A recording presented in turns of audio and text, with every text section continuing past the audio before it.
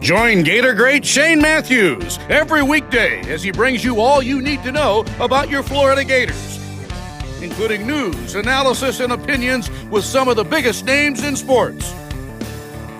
Find us on Spotify, Apple Podcasts, Google Podcasts, or wherever you listen to your favorite podcast. Or watch us live at 8 a.m. on Facebook, YouTube, and Twitter.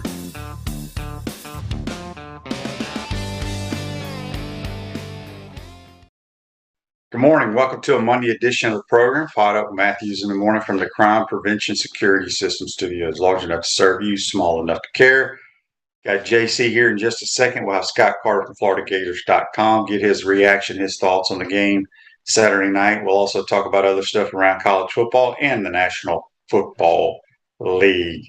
If you were sleeping under a rock, Gators lose to the Kentucky Wildcats. Didn't play a great game. Give Kentucky credit. They made some plays, had a tremendous plan defensively. Wildcats have won 3 of the last 5 against the Gators. And got to go back to the drawing board and get ready for the South Florida Bulls, which should not be an issue. They're not a very good team. Let's go to the Titan More Hotline. We're joined by JC. Good morning, JC. How are you? Hey, I am fine. I got to say, that game Saturday night, the last thing Florida needed was 100 some odd NFL scouts and some kind of, all of the hype that Florida generated after week 1. The thing is that teams will adjust when they watch tape of what you do. And I thought Kentucky did a great job of basically forcing Florida to maybe do some things they didn't want to do. Now, I would say this. I would say that it's somewhat unrealistic to think that a guy who's had, 3 or 4 starts right now should be watched at by 55 NFL scouts. But at any rate, I don't think that distraction helped anybody. And I think a couple of interceptions, and it's all we needed to get into a bad situation. And we talked about if Florida throws the ball a bunch or has to throw the football, it could be a tough night. And that's kind of what we saw. Kentucky, have to give them credit. Stoops prepares his team. They had a lot of distractions themselves with players, but they are a solid football team. And I think with Tennessee and Georgia, the East is definitely much better. Yeah, it was. It didn't surprise me. I try to look at it from multiple viewpoints. Yeah. We talked about it. The Utah game was tremendous, the win. Oh, yeah. But if you look at it, you go 4 for 4 on 4th downs, which hardly ever happens. Right. You get a stop on the 1-yard line where they fumble, and then you get a stop to win the game on the last play. That's right. So not taking anything away from that win because it was a great win, but it was a fortunate win, if that makes any sense. You got a lot of breaks. Okay. You go to the Kentucky game, as you said, they have tape. And what they did was they play a 3-4 defense. So they have these overhang backers, and one of them is really, really good. He made some tremendous plays in the game. But they played a ton of zone, whereas Utah played a lot of man for some reason. Yeah. You don't play a lot of man against a running quarterback. So they played zone. Sometimes they rushed 3 and dropped 8 into coverage, clogged up passing lanes, made tight windows, and said, you know what? When you run the zone read, we're going to make you give the football. We're not going to let 15 run it. I think, in hindsight, he should have pulled it anyway and tried to outrun people or run them over. But that's what you got to give Mark Stoops, man. 100%. Their plan defensively was phenomenal. It was smart, and everybody who's going to watch tape on Florida, I don't see why they would try to do anything different than what Kentucky's doing. Florida, they're going to try, but Kentucky has had a lot of success stopping some offenses, and they just played a soft, too high shell. It said, you know what, y'all can run the ball a little bit here, get 3 or 4 yards, but we are not going to give up any big plays, and they didn't. Of course, my Facebook Live is not coming up, and I don't know why. And I don't know why you wouldn't want the Florida Gators to run the football. I mean, if you've got a 3-4, you got those 4 linebackers. You're going to play the run and dare them, Florida, to pass against you. And so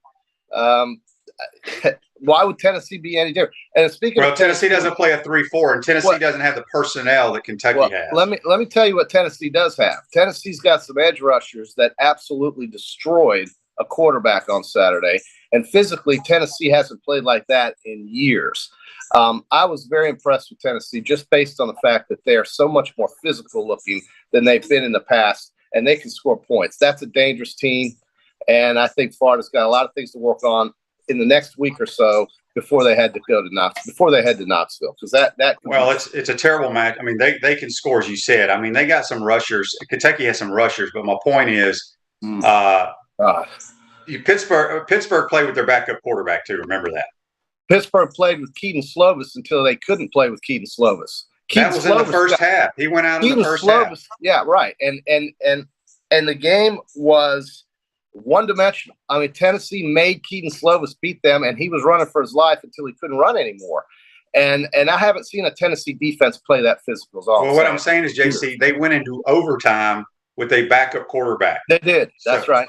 They did. I mean, the backup was pretty good. I mean, I think the backup could start for many teams, but he's not Slovis. And Tennessee, you can say what you want, but that's a dangerous team, especially at home in an emotional game. We got some Facebook Lives here real quick. Andy says, Shane, when a quarterback says he's lost his confidence, how soon before you have to pull him, no matter who he is? Yeah, I don't know if he said that during the game. I feel like if Jack Miller would have been healthy, he would have played. I firmly believe that. But Anthony did talk about losing his confidence. Manny says, no one has talked about the injury to AR in the first play. He was hobbling pretty badly. I've not heard anything about that. Look, people play hurt, Manny. I will share a story, not comparing me to him. I just know many people that play hurt in every game. I tore my meniscus in my right knee the second play of the game against Florida State in 1991. Played the entire game and had surgery the next morning. So, he just missed people. There's no other way to put it. Depth. He just missed guys. He threw the ball too hard. He will bounce back this week. Yeah, he'll get better. This will be a confidence builder this weekend's game. I mean, they literally are playing a very bad team, and that's a good thing for Florida. I mean, you play two very good teams. You get a breather here before you have to go play another good team. I mean, it works out okay. John says the game plan for Kentucky was just to make Richardson throw the ball and improve what everyone with the right mind was thinking about Richardson. Yeah. Well, I think the kid's a really good athletic player. And here's what I told people, because I can't tell you how many people during last week. First of all, the Heisman talk to me just was baffling. Because look, to win the Heisman Trophy, A, you usually have to be on a good team nowadays. Mm-hmm. B, you have to put up tremendous numbers, okay? It's a stat award. He ran for 100 yards or 110 or whatever it was, which that's great. He threw for 168. That ain't good enough. And I said on this show, if we throw the ball for 300 yards or more, we are going to be losing the football game, okay? But yeah, anyway, I thought Kentucky played well. I thought Kentucky has one of the worst offensive lines I've ever seen. Oh, boy, but they made an adjustment somehow at halftime, and they had some success running the ball. But their right side of their line busted so many assignments during the game in the first half. It was mind-blowing. But you got to put it behind you and get ready for the South Florida Bulls. So Ted says, should the running back order be different? Naquan Wright seems to not have a lot of speed. Montrell and Etienne. They're probably Naquan's a good player. He's the smartest. I will tell you this. Naquan is probably the smartest football player on the entire team. He knows football. I remember being told when he was a true freshman, he knew everybody's assignments. And so that's key when it comes to pass protection and things of that nature. But he's a good back. I still think Montrell Johnson's the best one. I think Etienne has a chance to be real good. Scott says today is the 29th anniversary of Doring's Got a Touchdown. We could have used one of those the other night. Yeah. Dan says, I got to listen to Sean and Shane synced up with the TV. It was a great to listen to you. Great job. Thanks, Dan. Appreciate it. I guess there is a way to sync it up. So if you got that, I have tons of people asking me, and I always forget what the website is for them to sync it up. Okay. Coming back to you, JC, but I love reading these things. Yeah. Go ahead. Michael says, This will be a game Coach Napier will probably look back on his re-examination point in his coaching. I believe he will make a significant change in making offensive play calling. Okay, so I'm going to ask Michael what he would do differently. The only criticism, and again, I'm just sitting up there watching and calling the game. We don't know. We don't watch tape all week. I feel like the reason we came out throwing the ball so much is because Coach Napier was worried about their front seven and running the ball. So he probably says, you know what, we can take advantage of their back end. And that's my only reasoning there. Yeah, that was surprising because we are going to be conditioned to think of this as a running football team, right? And they tacked in the air, and that I kind of thought about you when that happened too. I was thinking, like, I bet you Shane's up there at the box thinking, man, we're airing it out early tonight. Why don't we? And you don't ever hear me say it, but I said we need to get back to running the football. Yeah, well, we just missed too many guys. Right. John says, QB, what do you think about all the Sun Belt teams upsetting the Power 5 schools? Boosters can't be happy with Jimbo after spending all that money. That game about that. I mean, not only did they get their tails butt beat and lose the game, this stat here to me is staggering. Which game? I screenshot it this morning. Which game? App State and Texas A&M. Okay, there's another one too. Well, there's only one other one, right? I think so. Marshall, Georgia Southern, and Nebraska. Oh, Georgia Southern. Right. Who else were you thinking about? I forgot Marshall's not in the Sun Belt, but go ahead. App State had 82 offensive plays. Yeah. A&M only had 38. That is unbelievable. Well, it not only is it unbelievable, but man, I wouldn't have to pay anybody $10 million a year to run 38 plays. But the most non-conference wins versus Power 5 teams in the last 5 seasons belongs to which conference, QB? Say that one more time. The most non-conference road wins versus Power 5 teams in the last 5 seasons. Which conference has the most? Sunbelt. 11. The SEC has 10, and the ACC has 9, and that is amazing. Pac-12 has 6. But let's tip our cap to Appy State coming off a tragic loss at home to North Carolina, and Texas A&M, folks. That is hard to believe. When you look at the resources they've poured into that school, I tell you right now, Jimbo is going to. It's unacceptable. It's unacceptable. It's unacceptable. That's a good word. And they're having to accept it because they're locked in and they've mortgaged their future to this guy who runs his mouth because he thinks he's hot shit. I'll tell you another thing about Texas A&M. They haven't won anything ever. So I don't know why everybody gets so excited about them. They have a great recruiting class, JC. They're really good. Why? Why are they so good? So Kyle Field, they've lost some games there. Mississippi State pushed them around last year at Kyle Field. Another thing that it concerns me is I don't ever want to hear an administrator say, we are concerned about our player safety when they're dragging kids out there in full pads in 117-degree heat on field turf at 11 a.m.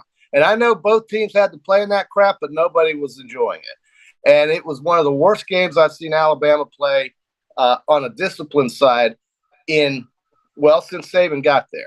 How they won that game reminded me of the Auburn game last year. They get beat up. They get beat up and down. Right. Well, they get beat up and down the field. They play awful disciplined football.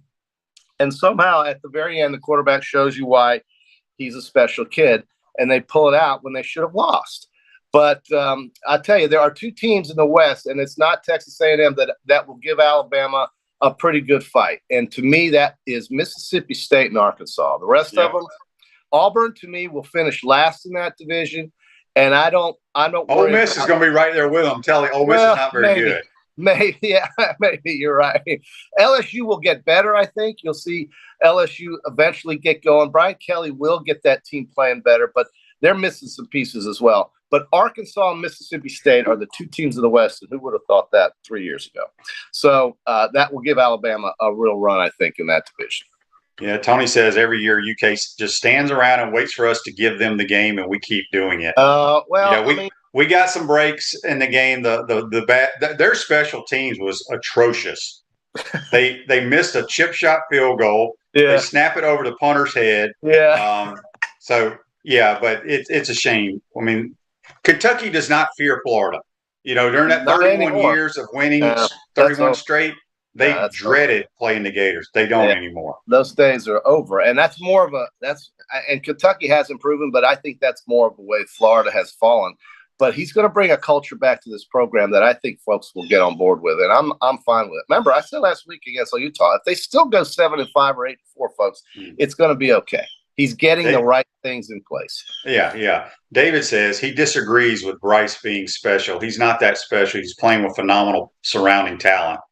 I'll tell you this. He had great talent last year. His receivers right now, they are terrible. Yeah. Well, anybody who thinks that kid isn't special doesn't. Yeah, he's an elite player. And they don't know the things that Bryce Young has to deal with as the quarterback at Alabama. Okay, it's not like being a quarterback at Tennessee. You have built equity in a program that demands things, that puts pressure on you, and you have to respond to that. And he does, and he has, and he won the Heisman Trophy, for God's sake. So I don't even know what tweet that was. Yeah, that you just read. He's an elite player. We got a bunch of Facebook lives here about what is roughing the passer. Okay, first let's start with the Texas game. All right. The hit that knocked out Quinn Ewers, in my opinion, was not roughing the passer. They didn't call roughing the passer, did they? Or did they? They did not. Okay. That is football. It's unfortunate that he got hurt. Right. You go back to our game when what's his name? 12. What is 12's name? Anyway, Kentucky's right side of the line blows an assignment. Clear shot at Will Levis, puts his face. I thought it was clear. I thought they were definitely going to call targeting, but he didn't because he didn't lead with the crown's helmet. He basically led with his face mask. But it was they didn't call it.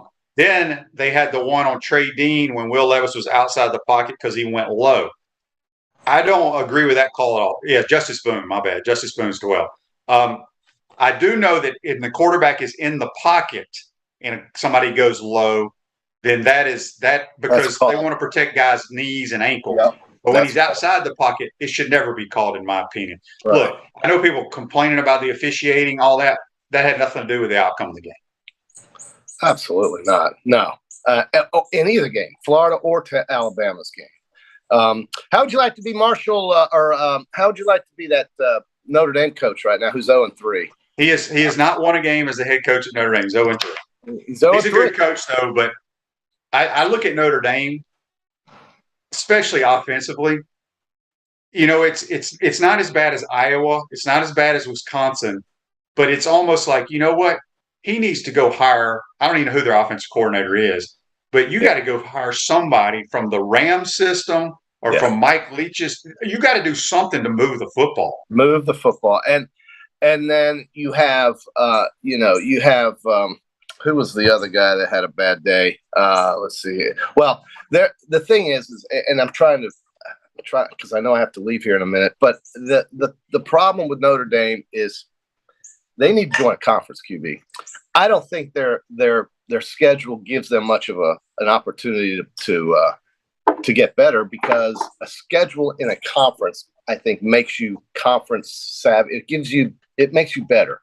And Notre Dame right now, as an independent, why they get all the attention they get and why they get, the ability to say, well, we're going to be a qualifier for the playoff, even though we're an independent, we have no conference, no ability to win a conference championship. They need to join a conference. They need to join the Big Ten, because right now the Big Ten West that NBC, CBS, and ABC have paid billions of dollars for sucks. It's so bad in the Big Ten West right now that I would say there are other conferences like the Sun Belt that would give the Big Ten West a run. I mean, look at Iowa. Look at Wisconsin. That's who I was talking about. Paul Chryst. He loses to Washington State that nobody wants. Look at Nebraska. They just dumped Scott Frost. They can't wait till October 1st to save $7 million because they got to get rid of them today. Although I'm sure what they told him was, we're getting rid of you on October 1st. You can either take the buyout now, or we're just going to wait until October 1st to pay you half of it. So we'll give you half now and let you leave, so you don't have to get embarrassed by Oklahoma next week. And it's unbelievable, Nebraska losing the way they did, and the way that coach just never got it going there. It's too bad. He's had, Back before we let you go, they're referring to the roughing the passer in the end zone on Bryce Young. Should have been a safety. I agree. It was not rough. It wasn't even close to roughing the passer. I don't know what the hell they were looking at. Yeah. Well, listen, that was probably one of the worst officiated games I've ever seen. Now, Alabama deserved all those bad penalties they got, but boy, they missed a lot of holding calls on Texas. They missed a lot of holding calls on Alabama. And, it was an awful officiated game. The whole thing was bad. From the minute Fox took it over and pushed it at 11 a.m., the city of Austin was crying about it. The game was played in 117-degree weather. It was just a bad situation. They could have done so much better. Then they kicked the Alabama ban out of there. Texas is Texas, man. They could screw up. You used to love Texas. I did, but, man, I just don't like the way they operate. And listen, I know that Fox owns their media rights right now. I know, but, you're Texas. You can do whatever the hell you want. If you want to tell that TV network, we're playing this game at 7, you don't have to show it if you don't want to. We'll stream it. Whatever. They could do whatever they want to do, and the decision making there is amazing. But Sark has got something with this Ewers kid, QB, and I think once he gets healthy, Arch Manning might not play much if that kid continues to do what he's doing, because that kid looked good to me. He looked really good. What do you think? Yeah, no, he did. Let me tell you something. Sark was dialing him up, boy. He's good. He was formationing them to death, taking shots. Notre Dame should have called him instead of Nick Saban. Nick Saban called Sark to get it going. And look what happened. The greatest offense in college football history. But Notre Dame should have called him first and didn't even think about it, I bet. Because he's a – yeah. No. All right, JC. Hey, real quick takes on the NFL. I just got to say this. Dallas overpaid for everything. Kansas City is still Kansas City. The Washington Redskins are officially dead. That Commanders version looks like a video game. They won, though. I know, but their uniforms are horrible. The whole branding is terrible. The kickers can change the season's trajectory. And I think Arizona, they're flaming idiots for giving Kyler Murray $100 million. Other than that, Brian Daboll's going to bring the Giants back, and we're going to have the New York fans get back into football. We shall see. He saved Daniel Jones. He's going to save Daniel Jones' career. I will tell you. No, he's a good coordinator, and they go for 2, and then the dang Titans missed a game-winning field goal. Kickers mean so much, and everybody overlooks kickers. That's why Justin Tucker is the Hall of Famer. But Kansas City folks, don't. They're not dead by any means. All right, Kansas City is Kansas City. Yeah. All right, JC. We'll talk to you on Wednesday. See you Wednesday. Thank you. Just so if anybody's keeping score at home on our Peachland Dental weekend picks, for some reason we forgot to pick. You can go. I'm gonna tell them the legitimate. JC is at 13-14, and I'm at 11-16. So, okay. Are you in the market to buy or sell your home? Doreen Wiebe, a realtor with Caldwell Banker M.M. Parrish, will provide you with fast, friendly, and reliable service. Call her today at 352-562-1411 to help your dreams come true. Got a text here on the Titan Tomorrow text line from Daryl. He says, Shane, you said last week what Kentucky was going to do defensively, and they executed it to perfection. They played well, man. Their number 15 is an outstanding outside linebacker. That interception he made with one hand was amazing. But they're a good team, and we didn't play great. Made some mistakes, and you learn from them and you move on. Joseph says, shout out to all the kickers in the NFL. I fought like hell to keep them in my fantasy league because some people wanted to get rid of them. They made a difference yesterday. Well, how many kickers you got on your team, Joseph? You can only have one, right? Unless you got a weird fantasy league. Richard says if Ewers hadn't gotten hurt, Texas would have won that game. I think you're right. I think that they outplayed Bama clearly outplayed them. And Camp asked, did we cross midfield in the second half? I think we did. I think we crossed midfield when we were down 7. And then I think that's when Anthony threw the pick 6, if I'm not mistaken. Here is a Facebook Live. And we're going to have Scott Carter join us at 8:30-ish. Andy says, Justin Fields, not so bad yesterday. Had a great slip and slide after taking a knee on the last play. I didn't see any of that. I was surprised. I saw they were down 10-0 in some bad weather at Soldier Field, and they come back and beat the 49ers. So I saw, I don't know if y'all saw it, McPherson missed 2 field goals yesterday, I believe. but they lost their long snapper, which is key. So they had a backup tight end snapping. They had the game-winning extra point, I believe. Yeah, all they had to do was kick the extra point. The damn left up wingman did exactly what the LSU kid did. He stepped out, and the Steeler guy ran right between them and blocked it. They trust me. Coaches go over it. I think players just do their own thing sometimes. As many meetings as they sit through, and as many walkthroughs, and all the stuff they do in practice, people still make mistakes. But it's hard to believe that's just a simple thing. You step down and you punch out. You step down and you punch out. So anyway, got a text here on Titan More text line from Jimmy. Jimmy says, Shane, was AR hurt? Do you think that had anything to do with his play? I don't. I mean, he may have got rolled up on, I don't know. Like I tried to say earlier, somebody asked me, everybody plays hurt. When you're injured, that's a different story. Injured means you ain't playing at all. But people play hurt. So he had a bad night. There's no question about it. I don't know. I was talking to somebody on somebody's show the other day. I guess it was yesterday. I don't know if it was what Kentucky was doing defensively had him frustrated.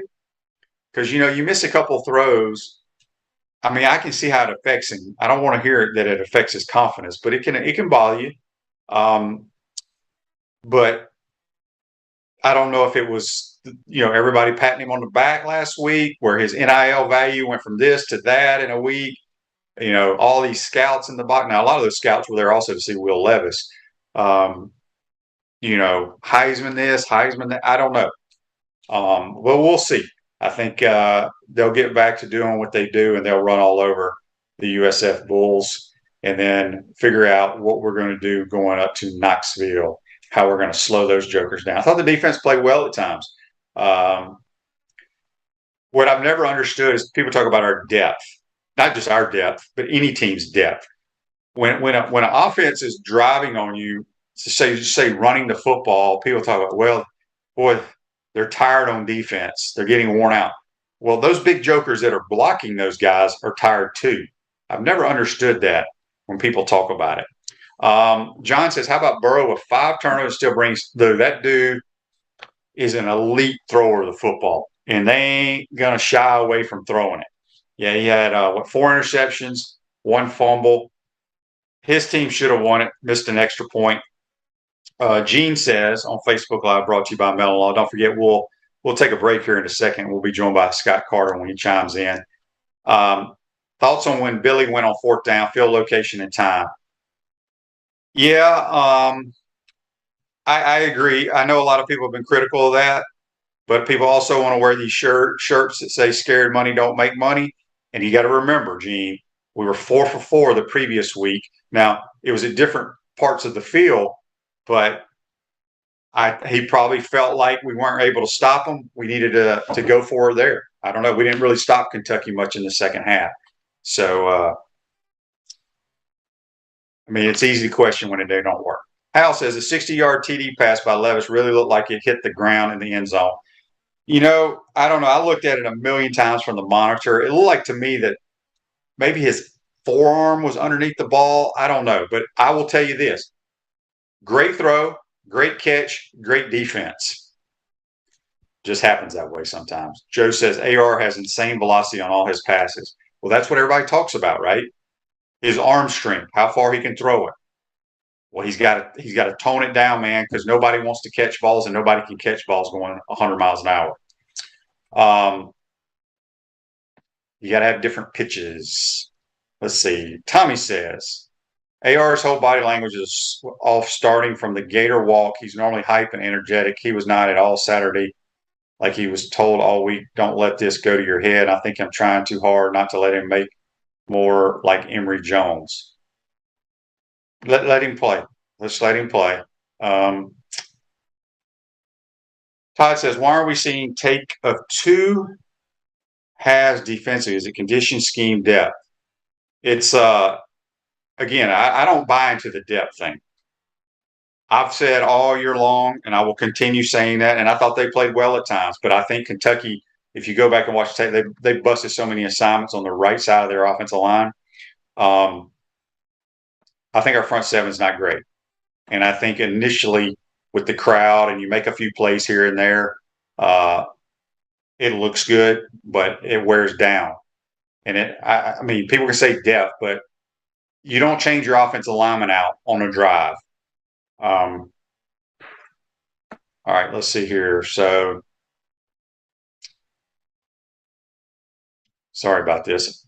Lauren says, yeah, that was a different QB. They would have had to drive 89 minutes to go. I'm not sure what Lauren's referring to there.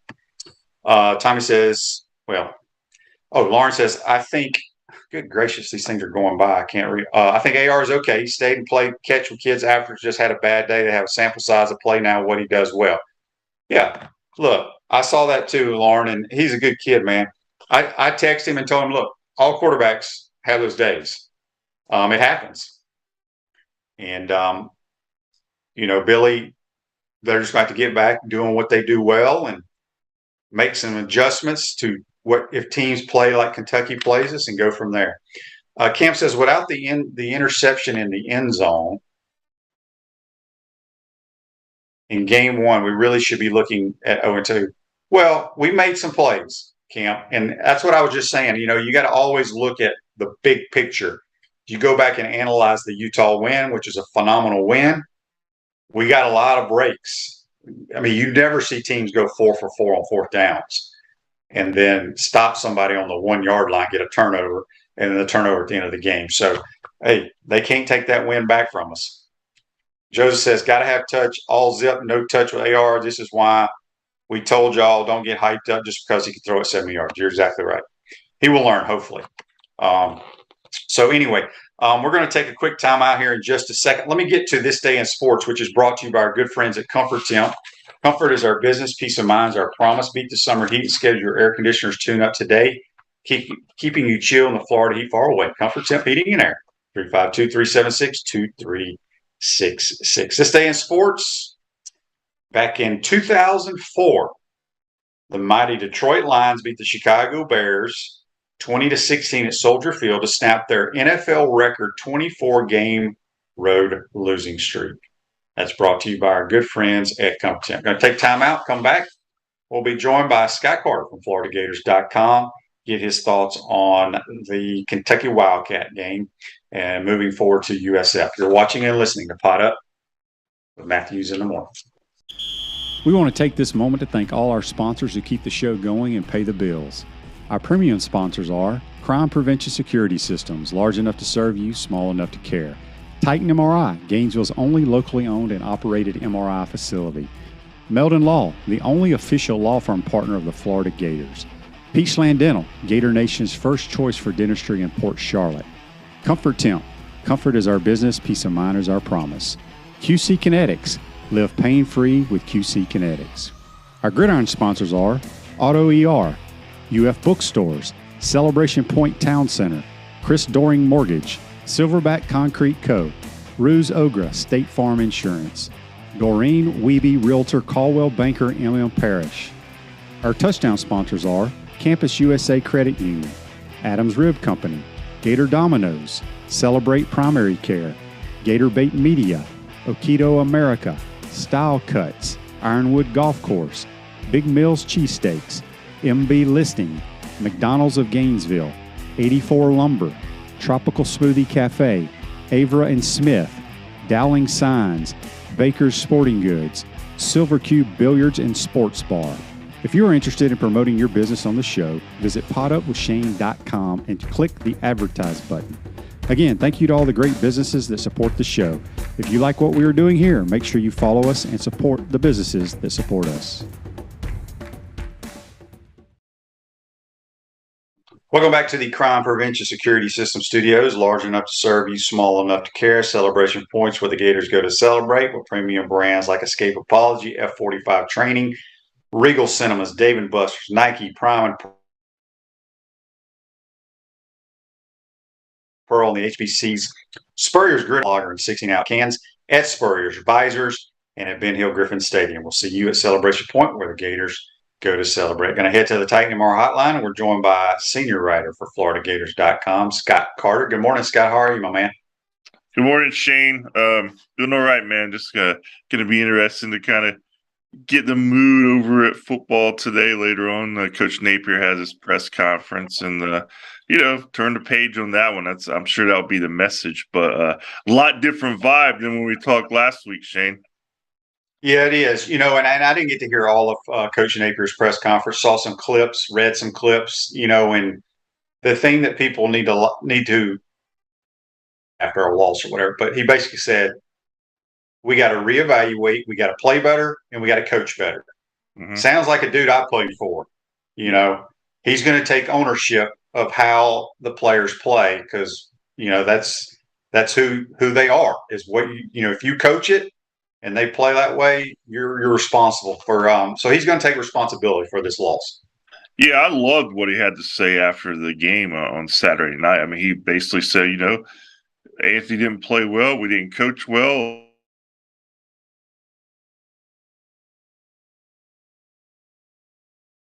Want to hear your head coach say. So I think he's in the right place there. I didn't see the result. I mean, I know we talked privately and stuff. I know you said what happened could happen. I kind of sensed the Gators were going to play well in this one, Shane. So I was really off in my analysis in the pregame. I just thought, with what they were able to do against Utah, they had some confidence there. And I thought this was a beatable Kentucky team. I mean, that was a bad offensive line. They were missing their running game. Will Levis is an excellent quarterback, but he didn't win that game. He made some plays. I mean, it was really the Gators' miscues and just a really bad night for Anthony Richardson that kept not only Kentucky around, but basically won him the game on that pick six. And yeah, they've got to go, and it's a little soul-searching time. But also, this is a team that I think we knew was going to be on a little bit of a roller coaster. But when they came out of the gate like that so fast and in such a memorable way, I think we maybe at least I thought, okay, maybe this is going to go better than I expected. Now I'm back to where I was at the preseason. Let's just take it week by week, man.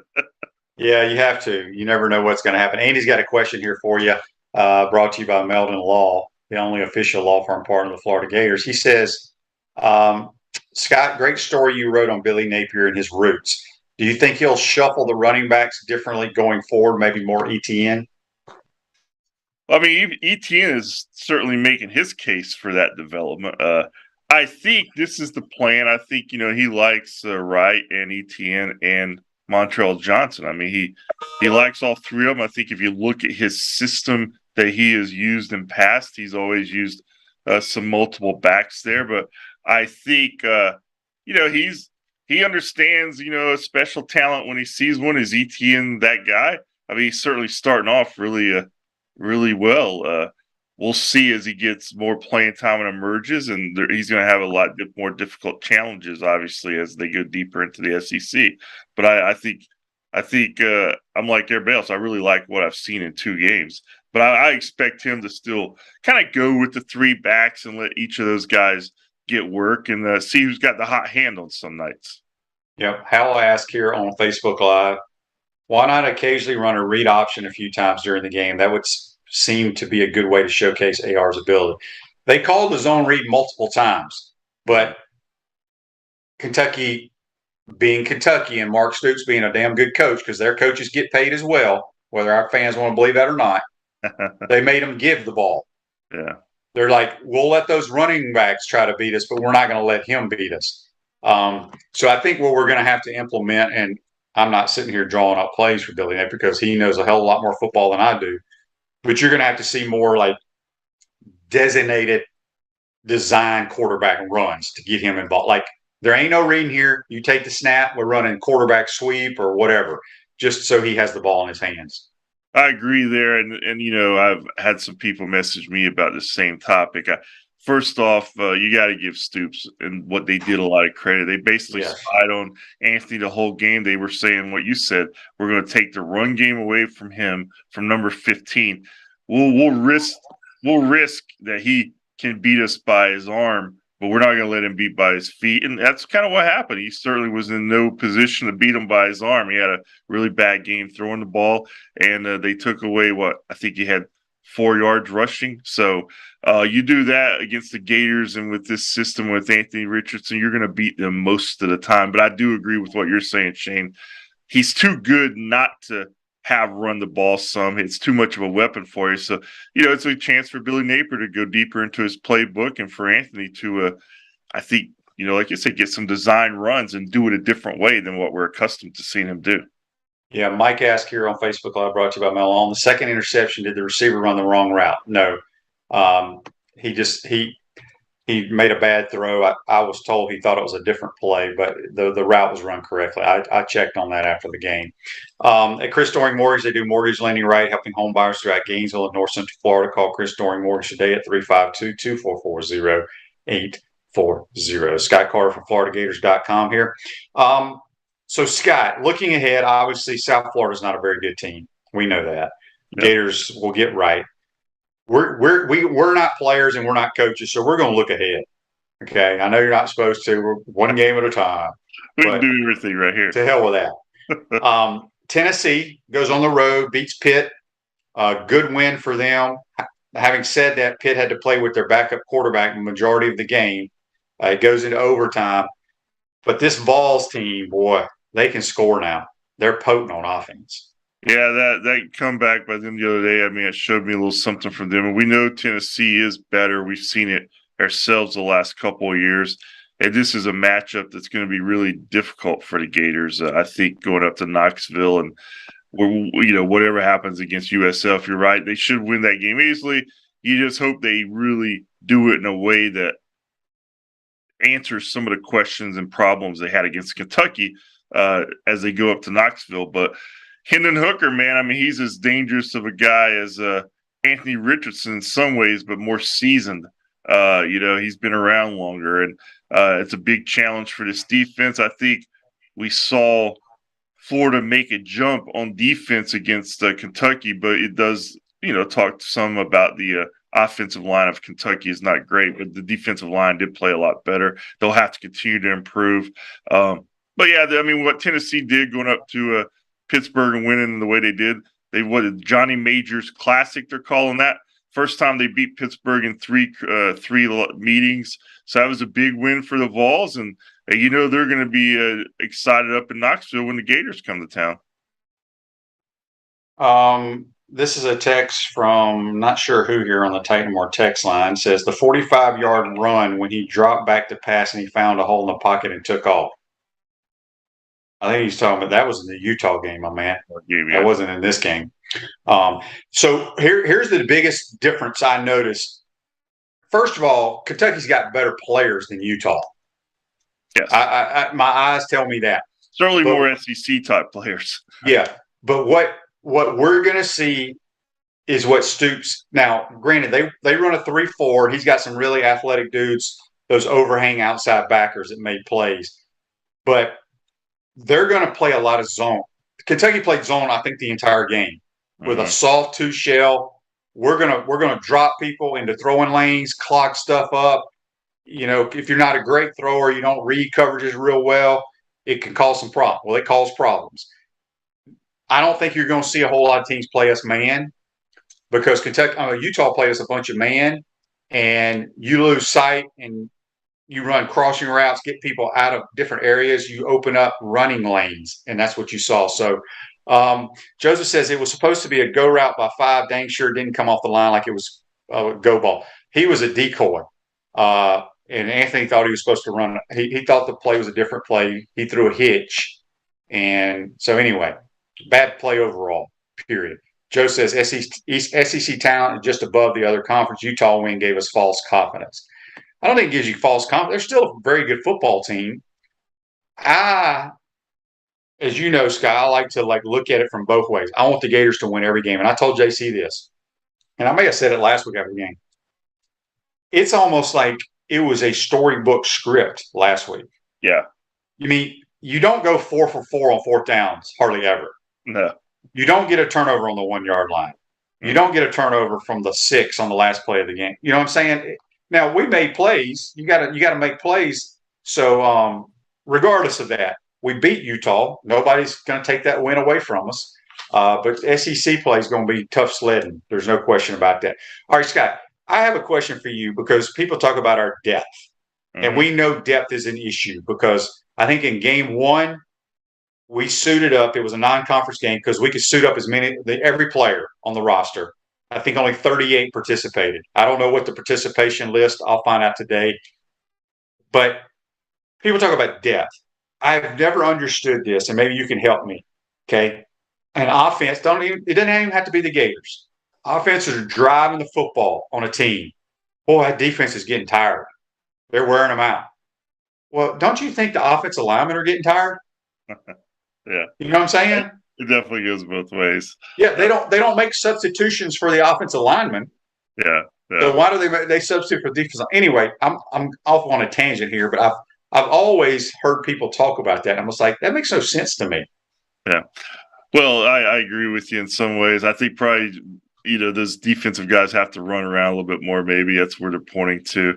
But yeah, I mean, this team, I think the depth's building as we see it. I think we've seen more players play the second game than the first game, but they are who they are. I mean, it's really more of a developmental roster. Billy Napier's said that. I think he likes his first teamers, but they're gonna build there as the year goes on. And I'm assuming some of that chatter has come from some people maybe saying the defense was getting wore down there late. That wasn't the reason the Gators lost this game. It really is not an essential look at the game. I mean, it was all what they were unable to do on offense and those turnovers, man. Yep. Back to the gentleman who texted about the 45-yard run against Utah. His point being is if teams are going to shut down the zone read, his best opportunity is to drop back, to spread the defense, and take off running. Well, that's what I just mentioned. Utah played a lot of man coverage, so there were open areas. Kentucky would drop 8 sometimes into coverage. That clogs up your running lanes and your passing lanes. Yeah. How healthy are we? What's the story on Ventrell Miller? Billy didn't sound too optimistic after the game, but he said he'll have something more, hopefully today. Don't know the details there, what exactly injury it was. Obviously, Michael Tarquin was not good, ending on street clothes. Rashad Torrance, he came back in after he went down. It was kind of where he got hit in the head by the knee.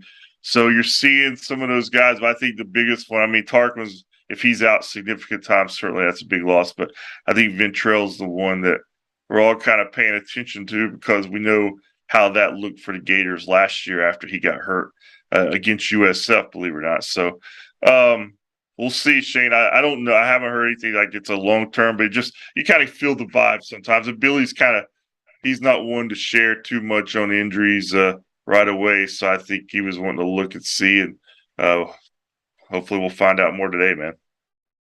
John asked here, QB, what do you think about the way Billy handles AR after the interceptions? I don't know how he handles them. Do you know anything about that? I mean, did he scream and yell, throw his visor? Well, he didn't wear a visor. That was that other guy that used to coach here. No, he's a little different than Coach Spurrier. I mean, I saw him one time really having almost kind of like a father to son conversation. It was very calm. I mean, I don't think Billy, at least I haven't seen it yet, he's going to be the type that chews a guy out and gets in his face and throws his headset down. I just think he tries to do it from a teacher standpoint. And even in his post game, he said he looks at coaching like teaching. When the students don't do as well as they should have, you have to go back and teach them better. And I think that's the way he's looking at it this week. But I don't know either exactly if he's seeing something there I didn't. Okay, this text here is quite interesting. Doesn't say who it's from. It's on the Titan More text line. Does Billy consider hiring an elite OC after this season, part of the growing pains entering the SEC? All right, I'm going to answer this. Billy knows football. Yeah. Billy can call plays. I just want people to realize, again, the other teams that we play have very good players and very good coaches. And so you ain't going to win every game. Your quarterback's not going to play great every game. So do you want to chime in on that at all, Scott? I mean, I agree with exactly what you're saying. I mean, we're 2 games into this, man. I mean, there's no conclusions about Billy's offensive ability to call plays. Anthony's ceiling. I mean, they got beat by a very good team. I mean, Mark Stoops, he could sell that video plan or his defensive plan this week to other coaches around the country because it was spectacular. I mean, he did a great job calling that game. If I was a voter for Coach of the Week this week, I'd vote Mark Stoops because I thought he was that good with what he did against the Gators. Anthony helped him on a couple of those. Don't get me wrong, but the reason he helped him was because Kentucky was exactly where they needed to be on those plays. So, yeah, Billy knows football. I mean, I'm not even going down that road, man. It's just way too early. So let me put it this way: the Gator Nation was in love with the spin move for the 2-point conversion last week, right? Yes. Greatest play they've ever seen. Yes. Let me tell you something. I don't know if it was the first or the second interception. That interception 15 had was just as good a spin move play. I mean, that one-handed interception was incredible. Yeah, it was a great play. And, as I've done this, the longer I've done it, Shane, from kind of like this middle place, this inside, and then kind of being a voice to the outside, you hear these coaches. Billy Donovan was probably the best about it. He always said, guess what? Those other guys are trying to stop us. Everything that we are good at, everything that we want to do, their job is to stop it. Yeah. And I think sometimes after a game like this, people kind of get lost on that because they're so disappointed. I get it. And there was so much hope after last week, and now you're kind of back to square one. And geez, what's this team going to be? Guess what? We still don't know. We got a lot of football left. I know that, and we're going to find out. I do expect them to certainly not be as what we saw on Saturday. I think they'll be better than that. But at the same time, there's going to be other growing pains during this season. Well, Bill's comment on here on Facebook Live is exactly right. He says receivers were open, scheme was good, execution was horrible. Yeah. Now, that being frank, you're exactly right. We had a couple of people before we let you go. They want to know what's up with the Alabama A on your coffee cup. Alabama A, man, that's the Atlanta Braves, man. How somebody told me this is great. Somebody told me, an Alabama fan told me, do you know how you can tell the difference between the Atlanta Braves A and the Alabama A? At the top of the Alabama A, there's this little thing, this little hook type deal. They call that the mullet. Oh, really? The mullet. The mullet that's how you know that's the Alabama A. It's got the little mullet on it. Braves does not have a mullet. It's a tough weekend for me, Shane, because I'm a big Braves fan, and they went from first place Friday night for the first time all year. Now they're a game and a half back. So it was just one of those sports weekends. Yeah, and then the text here on the Titan More text line, hopefully the growing pains keep the recruits in place. Look, just because you lose a game, recruits aren't going to go. They're not going to leave. That has nothing to do with it. We're going to be fine.